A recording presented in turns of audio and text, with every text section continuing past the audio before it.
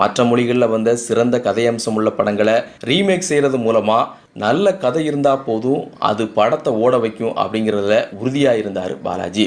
பெரும்பாலும் ஹிந்தியில் வெற்றி பெற்ற படங்களை தமிழுக்கு கொண்டு வர்றதுண்டு பாலாஜி. ஒவ்வொரு முறையும் பம்பாய் போய் இறங்கும் போது டாக்ஸி டிரைவர்கிட்ட பேச்சு கொடுத்து என்ன படம் நல்லா இருக்குன்னு கேட்டு தெரிஞ்சுக்குவார். அதை வச்சு தான் எந்த படத்தை ரீமேக் பண்ணலாம்னு முடிவு பண்ணுவார். அதில் 90% வெற்றியும் பெற்றிருக்காரு.